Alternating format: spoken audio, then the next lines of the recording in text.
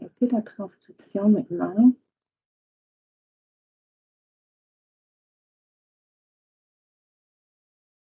Voilà, c'est chose faite. Alors, dû à une cinquantaine de participants presque. Donc, on va partir comme ça. Donc, bonjour tout le monde. Bienvenue à ce deuxième webinaire qui est offert à la communauté des veilleurs, mais qui est dans le cadre de la thématique des RPS, notamment offerte à tous, étant donné justement l'impact positif que peut avoir les facteurs de risque, impact positif ou négatif que peuvent avoir les facteurs de risque sur l'expérience employée, expérience gestionnaire. Donc, le webinaire d'aujourd'hui fait partie d'une série de 4 webinaires qu'on va vous présenter. Il y a un premier qui a déjà été présenté au niveau de la charge de travail. Aujourd'hui, on aborde la reconnaissance. Il y a 2 autres webinaires qui vont venir, 1er novembre et 10 janvier, qui vont porter sur 2 autres facteurs de risque psychosociaux.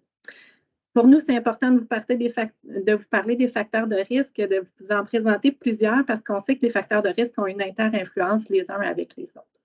Alors, c'est dans cet esprit-là qu'on vous offre les webinaires aujourd'hui sur la reconnaissance, entre autres, et qu'il va en avoir d'autres qui vont s'en venir. Donc, mon nom, c'est Marilyn Lessard. Je fais partie du service santé-bien-être à la direction des ressources humaines, des communications et des affaires juridiques. Et je souhaitais aussi attirer votre attention sur le fait que, je ne vous cacherai pas qu'on est un gros établissement qui nous permet d'avoir aussi une diversité de pratiques, diversité de contextes de travail.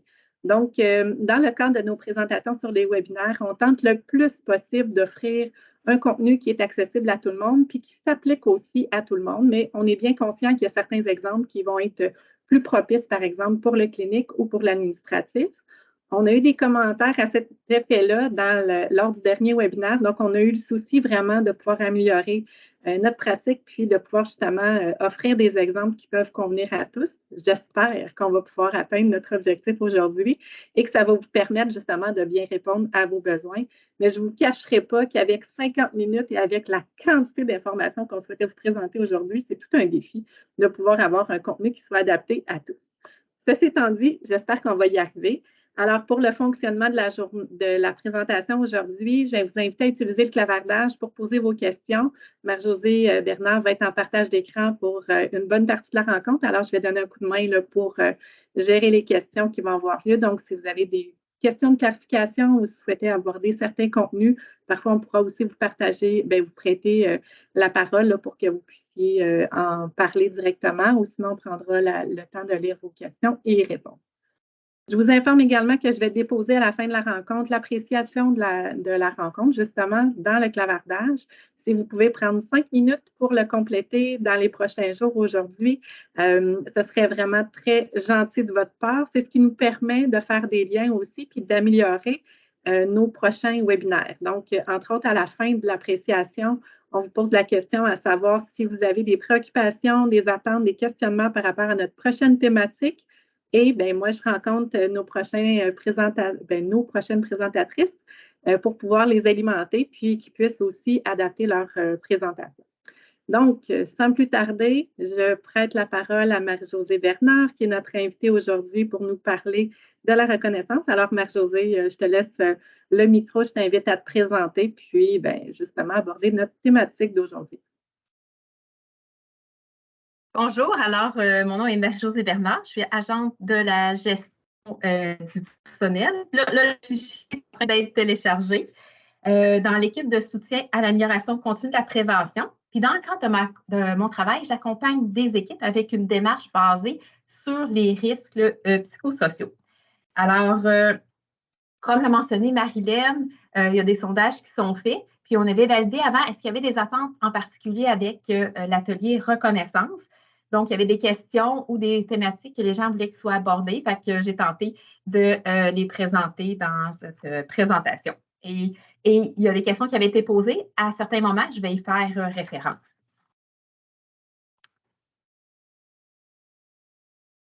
Alors, dans un premier temps, ce que je tiens à mentionner, c'est qu'est-ce que nous disent les études, notamment qui concernent le manque de reconnaissance. Il y a plusieurs employés qui quittent leur emploi au regard d'un manque de reconnaissance. Ça a un lien aussi avec l'absentéisme et c'est même le premier risque psychosocial, même devant une charge de travail élevée, et c'est également associé à de la détresse psychologique élevée au travail également. Voici en ce qui concerne le déroulement. Donc, on va voir pourquoi c'est important de se préoccuper de la reconnaissance. C'est quoi la reconnaissance? Puis vous allez voir, c'est un terme en soi qui est très riche. On va voir aussi comment exprimer de la reconnaissance. On va toucher à la reconnaissance un petit peu plus en équipe et on va conclure. C'est sûr que le contenu est quand même assez chargé. Fait qu'à la fin, j'espère qu'il va y avoir un petit peu de temps pour un partage ensemble. Et votre participation aussi va être sollicitée à certains moments durant la présentation. Fait que l'atelier est destiné autant pour les veilleurs que pour des gestionnaires. C'est sûr que le contenu, vous allez voir, il est quand même assez chargé. Fait que ce qui est important à la fin de l'atelier, c'est peut-être de retourner certains éléments qui peuvent s'appliquer à vos contextes. L'objectif de l'atelier, c'est d'avoir une bonne compréhension de ce qu'est la reconnaissance, sensibiliser aussi les employés et les gestionnaires sur leur rôle à jouer, susciter une réflexion aussi dans vos pratiques et vous inspirer à poser davantage de gestes de reconnaissance au quotidien. Puis l'autre chose aussi que j'aimerais préciser, l'atelier est principalement sur la reconnaissance au quotidien. Alors, pourquoi c'est important de se préoccuper de la reconnaissance? Ce qu'on va voir, c'est que ça a des effets sur la santé. Pourquoi c'est important de reconnaître? Et ça a aussi des effets sur la performance. Premièrement, ce qu'on voit ici, la reconnaissance, c'est un facteur de risque psychosociaux. Alors, si c'est positif, s'il y a présence de reconnaissance, c'est un facteur de protection. Néanmoins, s'il y a des lacunes ou si le niveau est faible, à ce moment-là, c'est un facteur de risque. Il y a même des études qui démontrent que lorsque le niveau de reconnaissance est faible, il y a plus de risques de maladies cardiovasculaires, plus de détresse psychologique, puis combiné à un effort élevé, c'est associé aussi à plus de risques de troubles musculo-squelettiques. Fait qu'on voit que la reconnaissance a un fort lien avec la santé psychologique ou physique. Alors, s'il y a présence de reconnaissance, puis que le niveau de reconnaissance est bon, ça a un impact sur la motivation, la santé et aussi l'estime de soi. Et aussi, ce que ça peut faire, si par exemple, il y a une charge de travail élevée, le fait qu'il y ait de la reconnaissance, ça peut rendre les impacts négatifs de la charge de travail plus équilibrés. Fait que ça va contribuer à réénergiser notre batterie, autant pour le corps que pour l'esprit.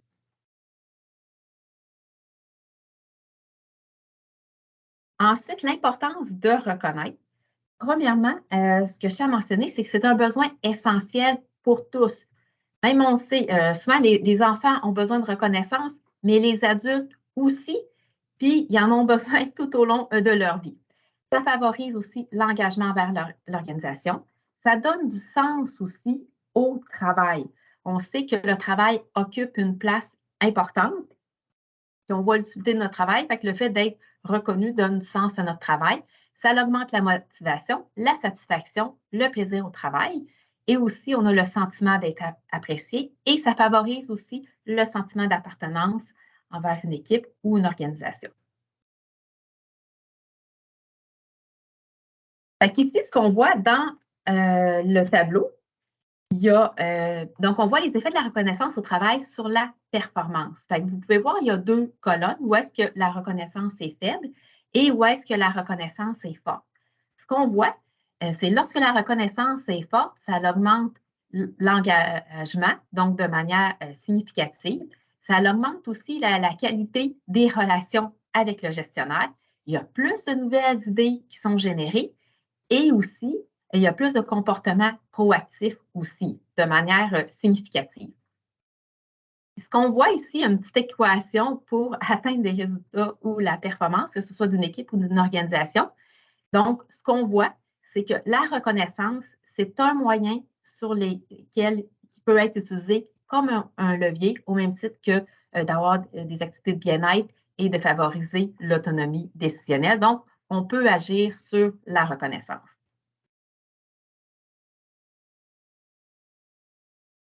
Et on va voir ce qu'est la reconnaissance.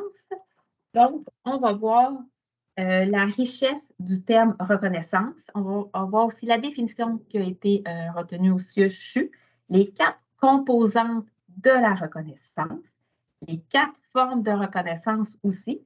On va toucher un petit peu à la pratique de reconnaissance organisationnelle et comment reconnaître les jeunes générations. Est-ce qu'on peut voir du terme reconnaissance? Donc, il y a le re au début, qui veut dire répétition et retour. Dans le sens de répétition, c'est que la reconnaissance, bien, il faut la faire de manière régulière et pas seulement une fois par année. Et retour aussi, c'est que si on la pratique envers les gens de notre entourage, bien, il y a des bonnes chances qu'eux également fassent des pratiques de reconnaissance à notre égard. On a au milieu le mot CONN dans le sens de connaître. Fait que ce qu'il faut, c'est s'intéresser aux personnes, connaître leur nom, connaître leur travail, connaître leurs difficultés, bien connaître aussi les contextes de travail. C'est sûr qu'il y a peut-être des gestionnaires ici qui supervisent, par exemple, là, je vais dire un chiffre, par exemple, 100 employés. C'est sûr que c'est peut-être pas réaliste non plus de connaître chaque personne de notre équipe, surtout qu'il y a des changements également.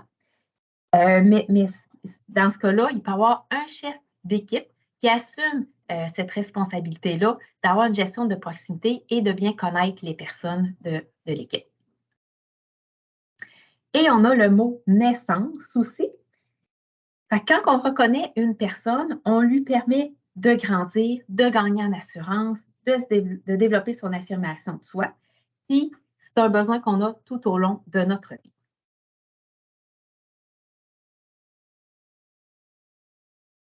Ensuite, on va voir la définition qu'on a retenue au CHU. La reconnaissance au travail constitue une rétroaction constructive, authentique, de préférence personnalisée, précise, cohérente et à court terme. La reconnaissance se pratique sur une base quotidienne, régulière ou ponctuelle et se manifeste de façon formelle ou informelle, individuelle ou collective, privée ou publique. Donc, c'est la définition qui a été retenue. Tout au long de la présentation, on va voir les éléments de la définition un petit peu plus en détail.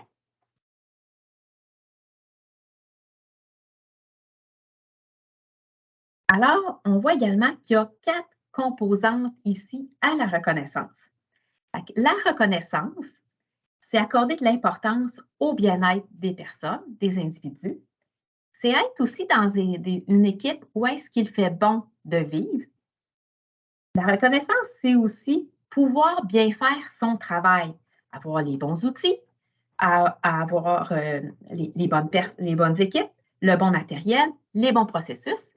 Et on a aussi la gouvernance. Donc, c'est aussi sentir qu'on est bien dirigé, que les dirigeants aussi font preuve d'exemplarité comportementale, qu'il y a une cohérence entre le discours et la pratique, et d'avoir finalement confiance en nos dirigeants.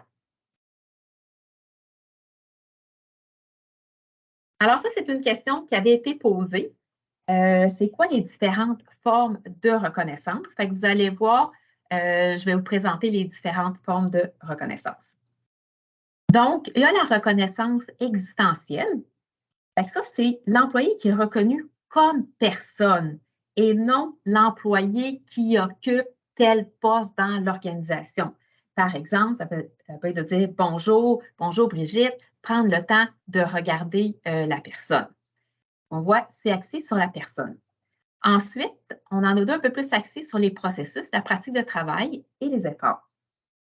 Alors, lorsqu'on parle de la pratique de travail, c'est que l'employé est reconnu pour la qualité de son travail, ses compétences, ça peut être l'amélioration continue. Par exemple, ton protocole est vraiment rigoureux, merci d'avoir proposé cette façon de faire. Ça peut être aussi de souligner la douceur d'une infirmière qui prodigue des soins à une personne âgée. On a aussi les efforts. Ça, c'est le temps qu'on investit dans le travail. L'employé est reconnu pour les efforts réalisés. Ça peut être merci d'avoir fait ces heures supplémentaires, merci de t'être impliqué dans tel projet, nonobstant des fois des résultats obtenus. Ensuite, on a la reconnaissance des résultats. L'employé est récompensé pour les résultats obtenus. Wow, à l'équipe, on a atteint les résultats. Ça peut être aussi à la suite d'un agrément. On va mentionner à l'équipe les résultats atteints. On a eu 92 de conformité et 8 de non-conformité. On s'est amélioré par rapport à la date dernière. Bravo à toute l'équipe.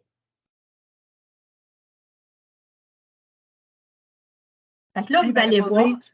Marie-Josée, je me permets un autre exemple là, en termes de reconnaissance au niveau de résultats. Ça pourrait être aussi bravo, vous avez atteint le nombre de participations pour le sondage expérience employée, expérience gestionnaire. Donc, on est dans des relances. Je vous fais juste une petite parenthèse en lien avec le sondage. Vous avez mon fond d'écran aussi qui est à cet effet-là. Les gens ont jusqu'au 10 octobre pour compléter le sondage, mais de reconnaître le nombre de personnes qui a compléter le sondage ou d'atteindre certains résultats, ça peut être une bonne pratique aussi. Je ferme la parenthèse, je te laisse aller, Marie-Josée. Excellent. Puis aussi, un élément que j'aimerais ajouter avec ça, aussi de reconnaître aussi l'ensemble des efforts qui ont été mis pour atteindre les résultats. Alors, là, vous allez voir, j'ai plein de pages avec des exemples de reconnaissance existentielle. Je vais en nommer quelques-unes à chacune des différents types de reconnaissance. Je vais en nommer quelques-unes à chacune des pages. Donc, une des reconnaissances qui peut provenir de tous.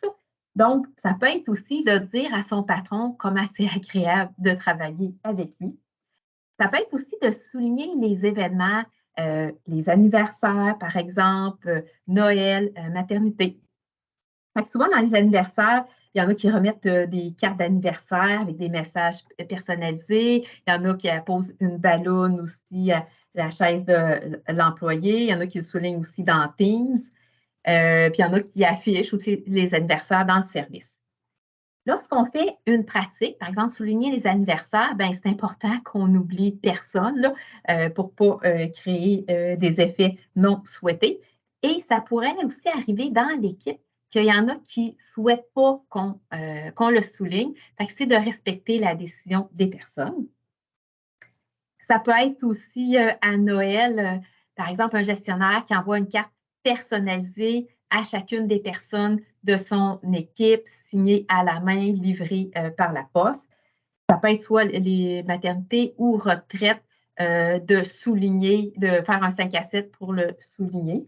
Par exemple, aussi, ça peut être de souligner des fois les années de service. Il y en a qui ont 35 ans d'années de service, puis il y a des équipes qui font des gâteaux aussi pour le souligner, puis ils prennent un petit moment avec la personne. Ensuite, on a, pour le gestionnaire, je dirais davantage, se montrer disponible, accessible et à l'écoute. Ça peut être de réserver des plages horaires à l'agenda pour permettre à vos employés qu'ils puissent vous rencontrer de manière individuelle. Aussi, assurer un suivi rapide des demandes des employés. Que la réponse soit positive ou négative, faire le suivi, puis prendre le temps des fois d'expliquer aussi un refus. Et on a aussi corrigé le tir face à des comportements inadéquats. Mais la reconnaissance aussi, c'est aussi de reconnaître ce qui ne va pas pour trouver aussi des moyens pour améliorer la situation puis permettre à la personne de s'améliorer. Marie-Josée, peut-être juste avant que tu passes à l'autre page, dans le fond, il y avait un commentaire qui dit que ce serait bien d'avoir un budget, d'avoir un budget alloué pour faire des pratiques de reconnaissance. Ça, effectivement, c'est quelque chose qu'on entend régulièrement. Puis dans ce que tu apportes, effectivement, il peut y avoir des pratiques des fois qui sont reliées à un budget. Il y en a d'autres qui sont aussi gratuites. Je pense que ce qui est important de comprendre dans ce que tu nommais, c'est d'avoir une pratique qui permet d'être adéquat par rapport à son milieu. Si on choisit de faire un engagement, par exemple, de distribuer des cartes, de pouvoir le faire pour tout le monde, si on voit qu'on est limité par un budget, par le nombre de cartes envoyées, peut-être que c'est mieux de choisir une autre pratique à ce moment-là. Mais on est très conscient que le fait d'avoir un budget pour des activités de reconnaissance, ça peut être aidant. Effectivement, ça peut être aidant. Pour les cartes, bien entendu, il y a des cartes aussi virtuelles aussi. Fait que je vois aussi qu'une personne avait répondu ça également. OK, ensuite, on a la reconnaissance des résultats. Par exemple, ça peut être d'afficher des lettres de remerciement qui proviennent des usagers, par exemple, pour la qualité des soins. Ça peut être aussi d'organiser une activité sociale pour souligner la fin d'un projet.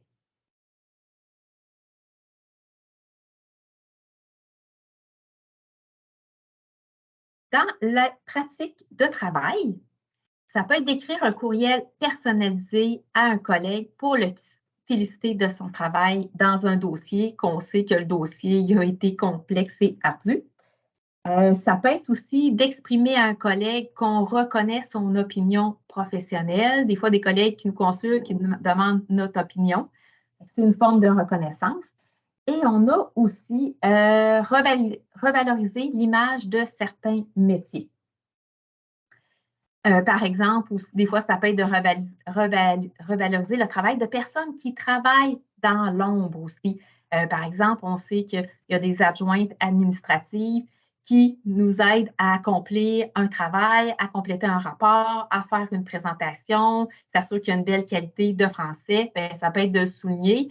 Ça peut être aussi des gens qui travaillent un peu plus dans l'ombre en hygiène et salubrité, mais ils font donc un travail important dans un hôpital. Puis si on veut connaître aussi les métiers, des fois, il y a des semaines thématiques pour des métiers. Dans le journal La Vitrine aussi, il affiche les semaines thématiques selon certains métiers. Il y en a plusieurs.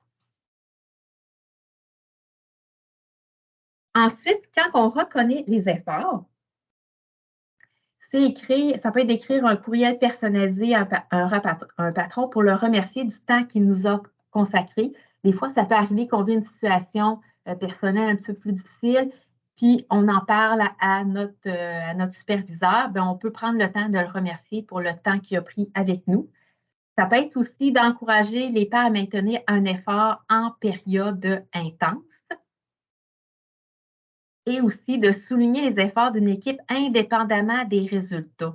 Ça peut arriver aussi qu'une équipe n'atteigne pas les résultats escomptés, mais ils ont mis la même quantité d'efforts que s'il y aurait atteint les résultats.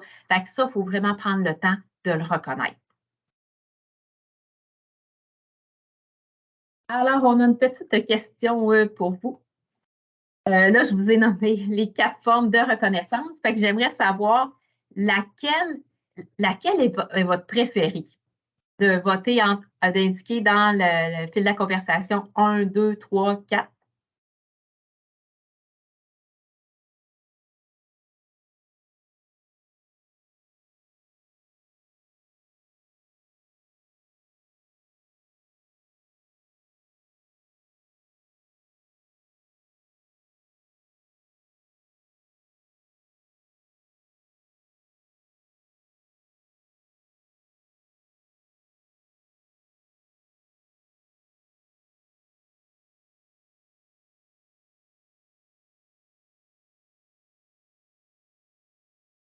Beaucoup de 1, beaucoup de 2, beaucoup de 3. Je n'ai pas vu beaucoup de 4, mais on voit en fait qu'en fonction des personnalités qu'on a, ça peut être assez varié au niveau des formes de reconnaissance préférées. Des 4, j'en avais vu un petit peu plus au début, mais on voit que c'était plus entre 1, 2 et 3. Fait qu'on voit quand même que c'est quand même assez varié, comme l'a mentionné Marilyn. Alors maintenant, je vais parler brièvement de la reconnaissance organisationnelle. Là, c'est un bref aperçu, puis là, je l'ai présenté selon les 4 formes de reconnaissance. Donc, ce qu'on peut voir dans l'organisation, dans la reconnaissance existentielle, il peut y avoir le spectacle de l'humour, la reconnaissance des 20 ans de service et des retraites. Puis, ce que je tiens aussi à mentionner, c'est que la reconnaissance, parce que c'est de la reconnaissance plus formelle, doit être supportée par de la reconnaissance informelle. On ne peut pas juste faire de la reconnaissance formelle, c'est important la reconnaissance informelle, puis généralement, c'est elle qui a le plus d'impact. On a les rabais corporatifs, le programme d'aide aux employés, les applications numériques, LifeSpeak, LiveSession. Dans la pratique de travail, tout ce qui est plan de développement professionnel, on a les communications internes dans la vitrine où est-ce qu'ils valorisent certains métiers. Des fois, il y a des articles aussi sur des métiers spécifiques aussi, des cours de langue, du parrainage, mentorat. Dans les efforts, on a les avis de nomination. Ça peut être la reconnaissance de contributions exceptionnelles lors d'une rencontre en termes d'efforts. Des résultats, il y a l'entretien annuel d'appréciation, la reconnaissance des réussites en équipe, des lettres de félicitations et il y a les prix d'excellence aussi.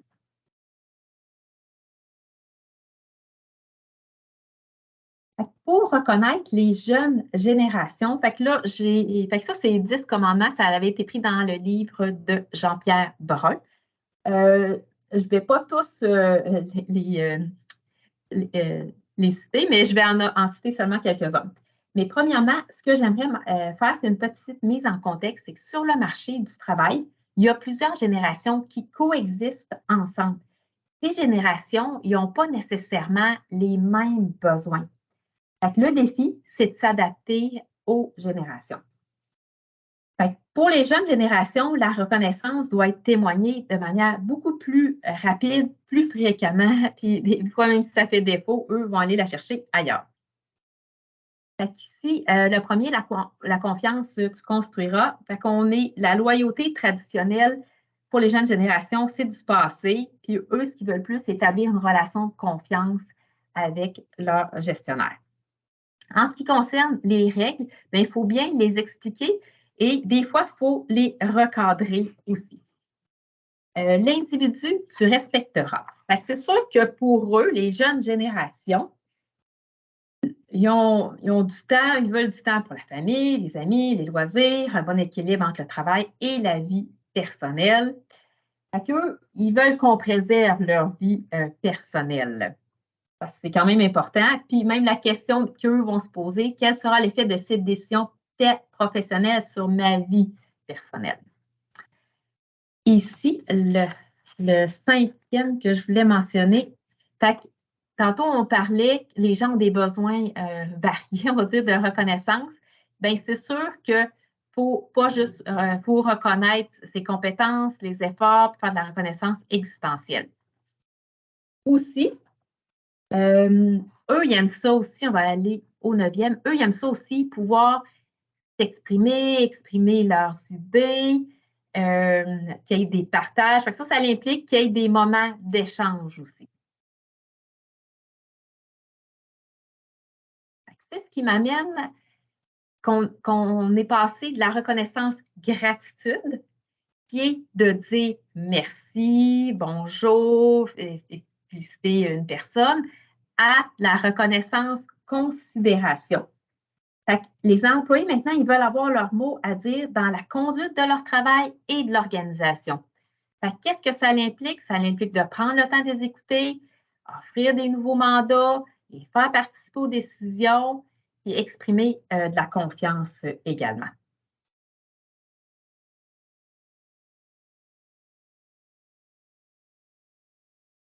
La dernière chose que j'aimerais mentionner avec la reconnaissance gratitude, je vais juste y revenir un instant. Il y a une question qui avait été posée sur y a-t-il une forme de reconnaissance qu'on peut faire et qui n'a pas nécessairement un budget ou un coût rattaché?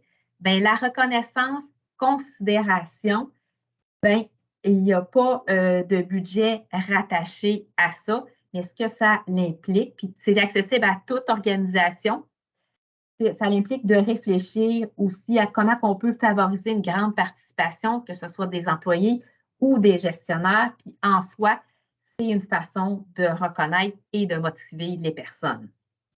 Ça peut être de demander, que penses-tu de ce projet? Alors, ce qu'on va voir, comment exprimer de la reconnaissance, on va voir les différentes façons de reconnaître, les critères de qualité, à qui ça appartient, la reconnaissance, et puis les obstacles. Donc, il y a différentes façons de reconnaître. Souvent, c'est la communication qui est de manière informelle et spontanée. Ça s'inscrit aussi dans le quotidien. Ça peut être de rencontrer les employés, puis pas seulement lorsqu'il y a des enjeux, on peut les rencontrer aussi quand ça va bien. Ça peut être d'envoyer aussi un courriel pour le féliciter. Ça peut être aussi des comportements pour témoigner de l'appréciation d'un employé. Donc, ça peut être de reconnaître ses compétences, témoigner de la confiance par une tape dans le dos, par un pouce en l'air, faire participer à un dossier aussi. Ça peut être aussi des symboles honorifiques. Fait que ça, on parle plus, par exemple, un trophée, un certificat qui est remis. Il y a la reconnaissance publique aussi. Fait que ça, c'est, par exemple, un employé qu'on souligne, par exemple, sa compétence ou une réalisation devant ses pairs, puis qu'on souligne les bons coups. C'est sûr que la reconnaissance publique, on peut l'utiliser, mais il faut aussi l'utiliser avec modération aussi. Parce que les gens ils aiment ça être reconnus aussi en privé. En ce qui concerne aussi les conditions de travail, fait que ça, habituellement, c'est un petit peu plus formel, puis c'est quand même encadré. Fait que ça peut être de permettre à un employé qui a une situation familiale particulière, je ne sais pas, avec ses enfants, de permettre un aménagement d'horaire aussi. Dans les conditions de travail aussi, ça rentre l'accès à des formations professionnelles. Ça peut être aussi un employé qui accepte de faire du temps supplémentaire et puis que ça nous arrange. Puis nous, en revanche, on lui accorde une journée de congé tout en respectant la convention collective aussi. Ou ça peut être, par exemple, sur certains, il y en a qui peuvent des fois ne pas avoir le droit de recevoir d'appels personnels, mais si, par exemple, il y a un enfant malade, ben, c'est de permettre aussi de recevoir un appel personnel.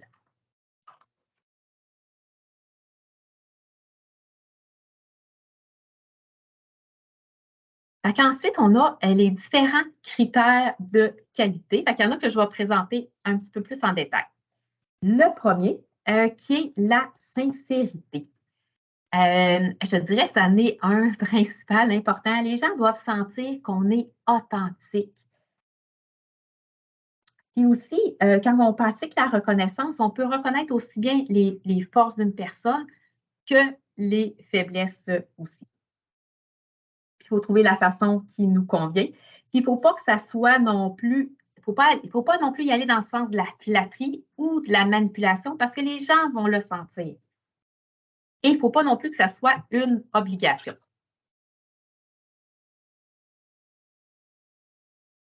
Ensuite, on a la réactivité. Quand on parle de la réactivité, c'est de l'exprimer rapidement après l'acte, après le résultat ou le comportement qu'on a observé. Alors, plus on souligne rapidement, plus ça va avoir d'impact. Toutefois, excusez-moi, si on attend 3 semaines, bien là, le temps joue contre nous. Puis là, on a le temps d'oublier pourquoi aussi qu'on voulait reconnaître la personne. Puis tout l'effet positif, bien, ça va s'atténuer. On a aussi la proximité hiérarchique. Quand on parle de proximité hiérarchique, généralement, ça vient du superviseur immédiat. On a la variabilité. On a vu qu'il y avait différentes formes de reconnaissance, fait qu'il faut varier. Donc, pas toujours reconnaître les personnes de la même façon. On peut utiliser les différentes formes qu'on a vues. On a aussi la personnalisation.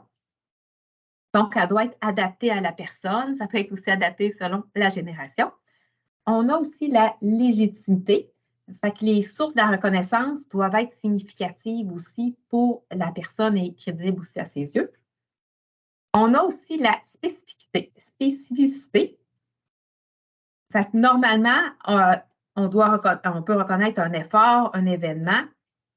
Fait que par exemple, on peut dire à une adjointe administrative, bravo pour la belle présentation réalisée, la mise en page du document, la qualité du français. puis à éviter. C'est très bien ce que tu as fait la semaine dernière sans préciser de quoi il s'agit. Et la cohérence, normalement, il faut que ça soit en lien avec les objectifs et les priorités organisationnelles aussi. Alors, parmi les critères qu'on a mentionnés, j'aimerais que vous répondiez dans la conversation lequel pour vous est le plus important. Je peux les remettre aussi, là. En attendant que les gens répondent, Marie-Josée, dans le fond, ce que je comprends aussi dans ce que tu amènes, c'est que des fois, il peut y avoir des bonnes pratiques. Là, par exemple, que un gestionnaire ou un collègue qui fait une bonne pratique, mais que ce n'est pas nécessairement vu comme de la reconnaissance par les employés. Fait que de revenir, ou par les collègues, fait que de revenir avec cette page-là pour dire, OK, ben, est-ce que ma reconnaissance était sincère? Est-ce que le timing était bon? Est-ce qu'elle était personnalisée? C'est comme c'est des bons thèmes pour revenir, pour se re-questionner si on voit qu'une pratique n'a peut-être pas l'effet escompté. Là. Parfait, oui, c'est un très bon point. Mais on va voir un petit peu plus loin aussi comment bien demander ce sur quoi les gens aiment être reconnus. Ça, on va le voir un petit peu plus loin. Parce que je remarque, ce qui ressort en grand nombre, je dirais, il y a quand même la sincérité qui est ressortie, personnalisée aussi. Et on a vu un petit peu la cohérence et la réactivité.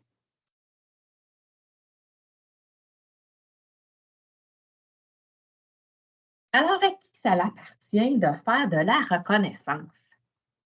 Bien, c'est pas juste l'affaire des gestionnaires, ça l'appartient à tous. C'est important de sensibiliser toutes les personnes ou tous les niveaux dans une organisation pour faire de la reconnaissance.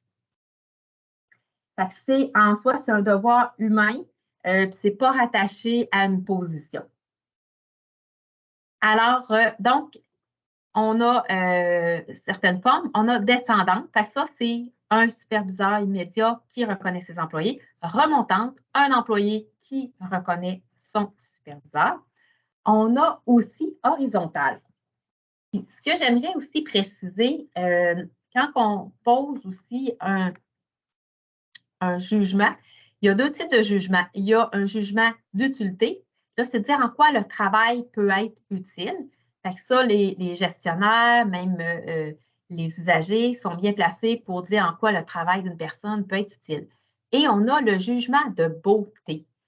Fait que ça, c'est le jugement de beauté, c'est-à-dire c'est la qualité du travail. Qui de mieux placé pour reconnaître la qualité d'un travail ou la complexité d'un travail, c'est les collègues. C'est les personnes qui occupent la même fonction que nous, qui sont les mieux placées pour exercer le jugement de beauté. Alors, on peut se poser comme question, comment vous reconnaissez vos collègues? Je vous inviterai à y réfléchir. Il peut y avoir aussi le partage des bons coups, par exemple, dans un groupe Facebook ou sur Teams, puis les gens peuvent réagir. Il y en a qui font ça. Il y a la reconnaissance aussi externe. Fait que ça, elle provient des usagers, des patients, des fournisseurs. Il y en a qui peuvent avoir des liens aussi avec des partenaires communautaires. On a aussi un autre élément que je tiens à mentionner. Des fois, on l'oublie de soi-même. On peut porter un regard positif, on peut être fier, puis on peut être satisfait du travail puis de notre contribution qu'on a faite.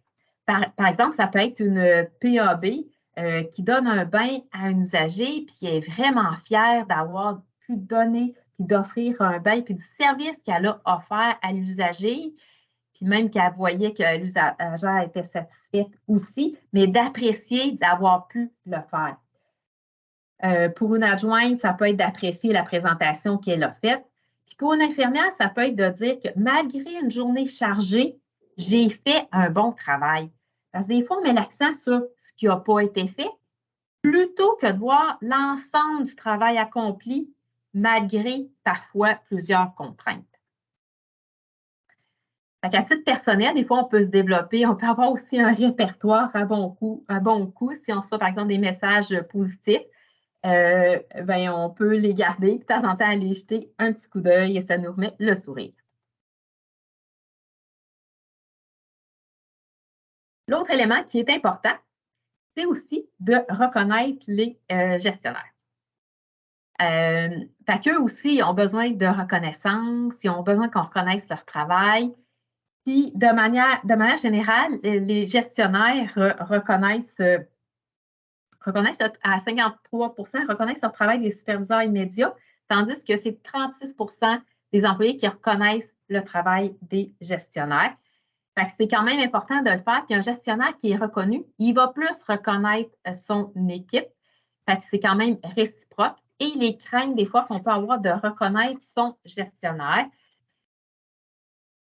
bien, des fois, on n'y pense pas, on trouve que c'est gênant de le reconnaître en public, on a peur d'être jugé, on ne veut pas avoir la têteux. Dans ce cas-là, vous pouvez le faire seul avec lui. Vous pouvez vous poser la question comment vous reconnaissez votre gestionnaire. Alors, selon vous, ça, on va le faire rapidement. Ça prend combien de temps reconnaître une personne? Je vous inviterai à répondre dans la conversation.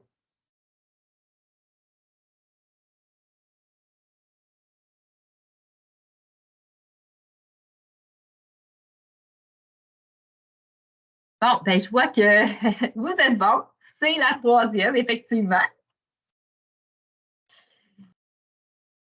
Dans les obstacles à éviter, dans les obstacles et les pièges à éviter, souvent, quand on parle d'obstacles, on parle de manque de temps. En fait, faire de la reconnaissance, ça ne prend pas tant de temps que ça. Mais des fois, c'est qu'on pense au passé, au futur, on ne met pas notre attention dans le présent. L'enjeu, c'est de faire de la place dans notre esprit et d'intégrer cette pratique-là au quotidien. La peur de ne pas être équitable.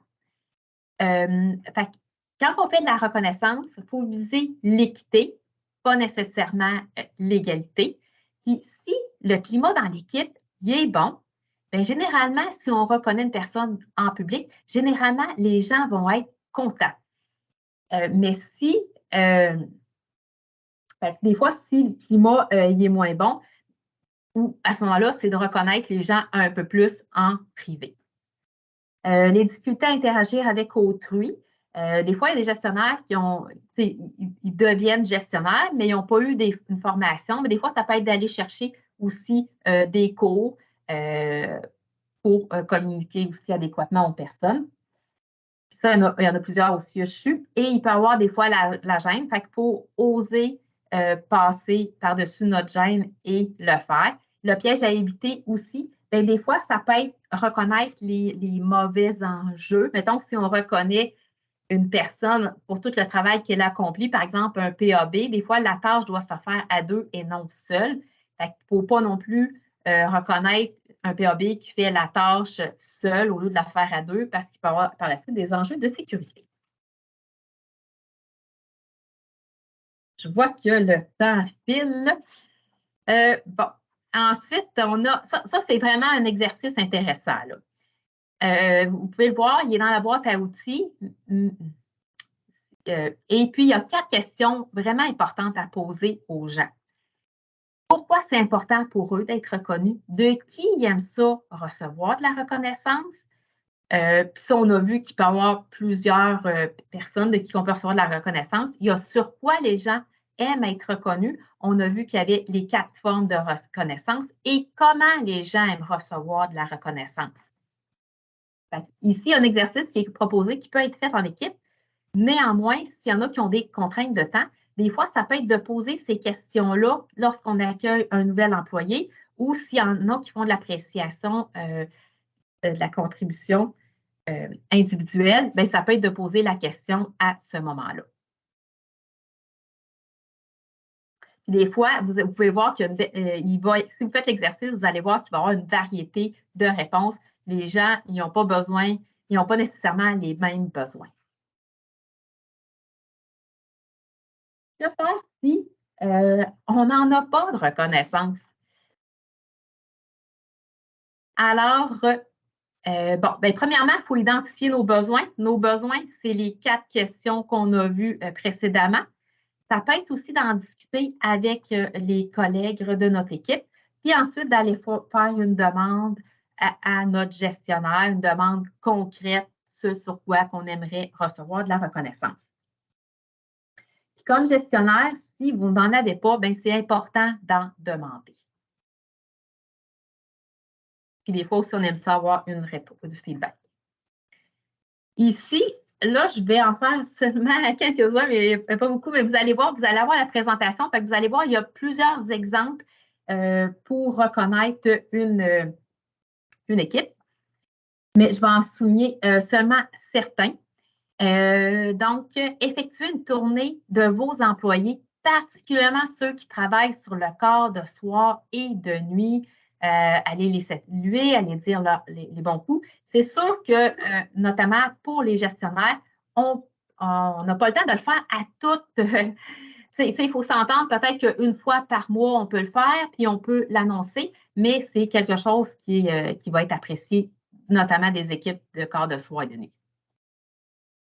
Un autre aussi que j'aimerais mentionner, féliciter une équipe pour sa constance.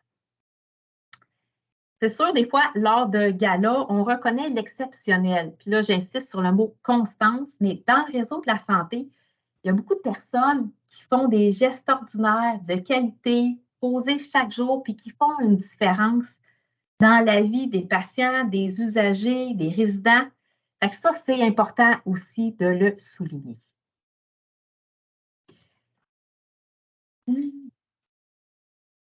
Fait qu'ici, vous pouvez voir aussi, il y a la boîte à outils reconnaissance. Il y a plusieurs activités qui figurent. Fait que je vous inviterai à aller y donner à y jeter un coup d'œil si vous voulez en faire. Marie-Josée, concernant la boîte à outils reconnaissance, dans le fond, elle est dans la section réservée aux gestionnaires dans l'intranet. Si vous n'y avez pas accès, vous pouvez me faire signe, je peux aller vous chercher des documents. J'ai déposé l'essentiel que tu as présenté dans la conversation. Mais s'il y a d'autres personnes là, qui souhaiteraient avoir d'autres documents, n'hésitez pas à me faire signe, puis je pourrais aller les chercher pour vous les transmettre. Merci, Marlène, de cette précision. Qu'est-ce qui est à retenir de cet atelier? Bien, c'est important de connaître les besoins de reconnaissance propres à chaque personne de notre équipe. Ça va permettre d'adapter notre langage en fonction des besoins souhaités des membres de notre équipe. Puis, c'est une responsabilité partagée. Ça concerne tous les employés. Il faut être authentique lorsqu'on témoigne de la reconnaissance. Il faut varier les formes de reconnaissance, créer des espaces d'échange, de dialogue, favoriser la participation des employés puis leur implication. Puis la reconnaissance, c'est un cadeau presque parfait qu'on peut offrir aux personnes que l'on côtoie au travail.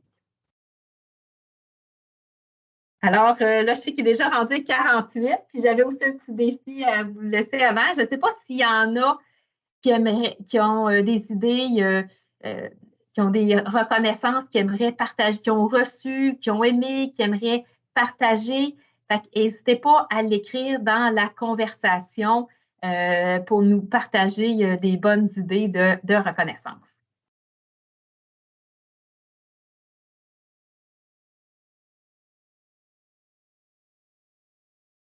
En tout cas, je peux vous laisser y penser. Vous pouvez le faire tantôt.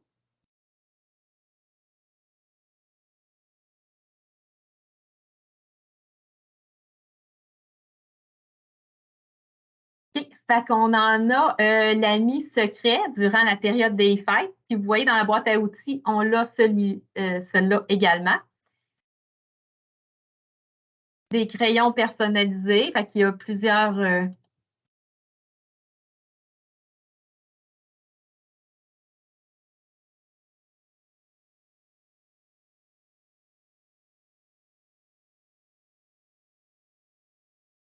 il y a même quelqu'un qui nous a mis aussi quelque chose. On pourrait aussi partager.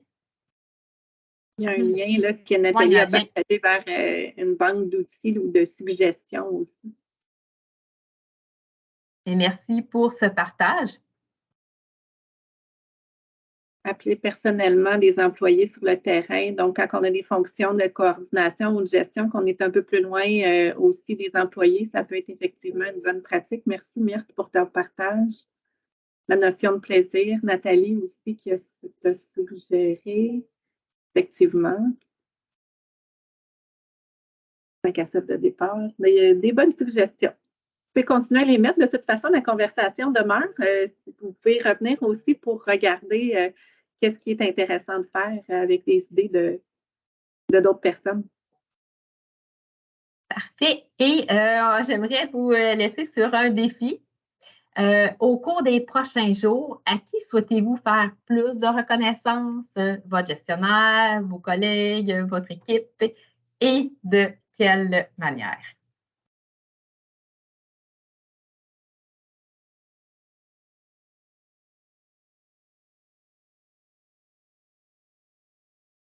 On a aussi quelqu'un qui a écrit avoir des rencontres en présence. Ça aussi, je pense que c'est vraiment un beau moment de reconnaissance. Est-ce qu'il y en a qui ont des questions?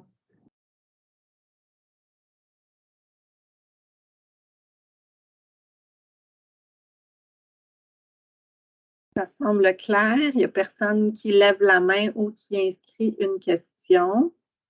Il y a peut-être juste un petit ajout que j'aimerais faire. Parce que dans les questions qu'on avait eues, on avait une question que j'avais trouvée fort intéressante. C'était une gestionnaire qui organisait beaucoup d'activités de reconnaissance. Puis elle en faisait vraiment beaucoup, puis c'est comme si ça partait d'elle. Mais aussi la reconnaissance, puis c'est comme si les employés n'étaient peut-être pas tout à fait non plus satisfaits. C'est sûr aussi, bien là, la reconnaissance appartient à tous.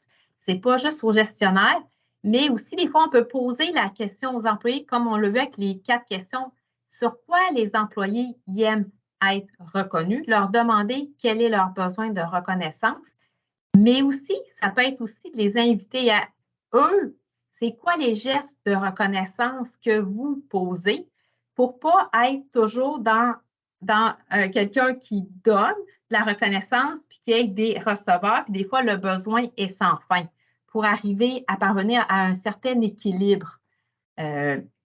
Donc, pour que ça provienne aussi des membres de l'équipe de la reconnaissance, de retourner la balle dans leur camp pour qu'eux y en posent. Je ne sais pas si c'était clair ou s'il y avait des questions par rapport à ça.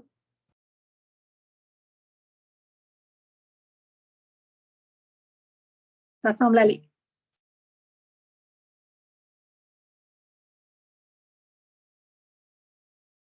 Donc, dans les prochaines pages que tu avais, Marie-Josée, je pense que c'est plus des références au niveau de la présentation. Excusez-moi.